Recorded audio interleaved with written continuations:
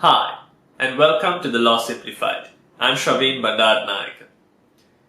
Throughout the course of my time teaching my fast track and masterclass students, as well as all of you on this YouTube channel, as well as on Facebook and LinkedIn, what I have encountered is a sense of apprehension among many students.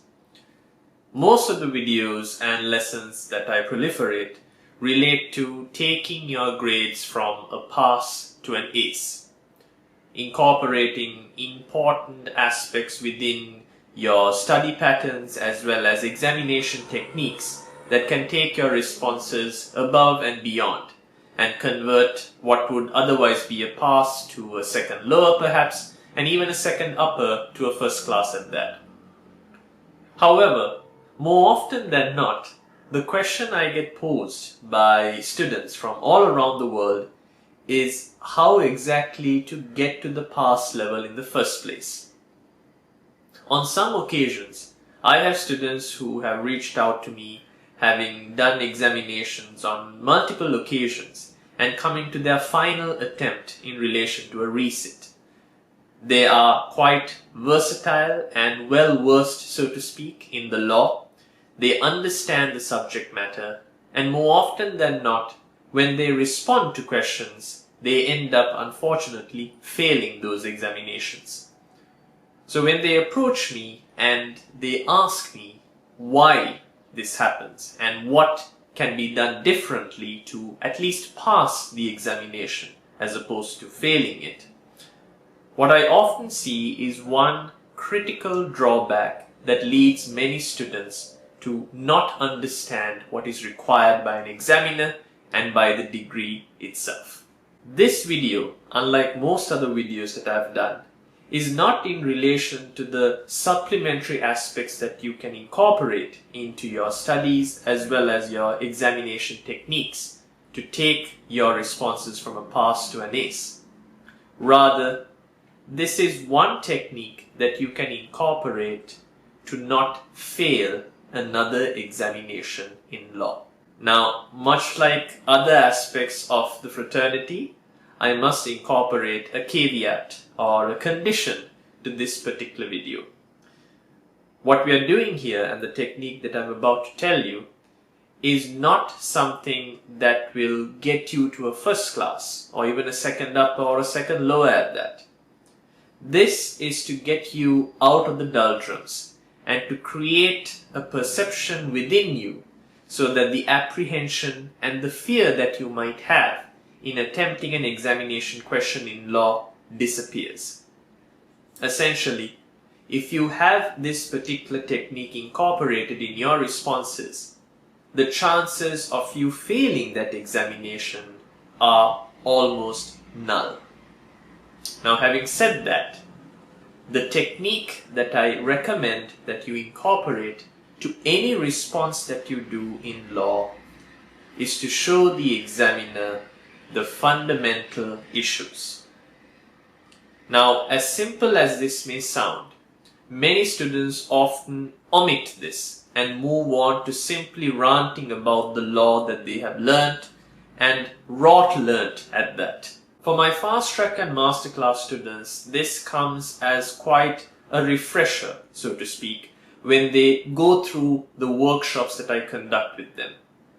Essentially, the introduction itself will showcase to the examiner that you know exactly what you're talking about.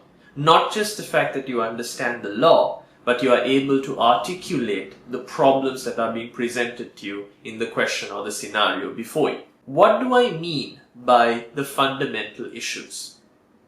In whatever question that you encounter in law, there would essentially be one or more conflicts that would be showcased to you between the problem and the solution. Essentially, depending on the subject and the topic that you're tackling, there will be a particular claimant and a defendant, and there will be an outcome that the claimant is seeking.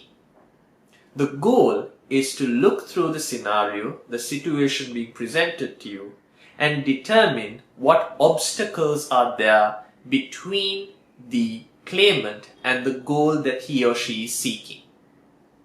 These obstacles might relate to the law itself, perhaps something along the lines of the definition not being fulfilled, certain factors being part and parcel unfulfilled, whichever way it might be.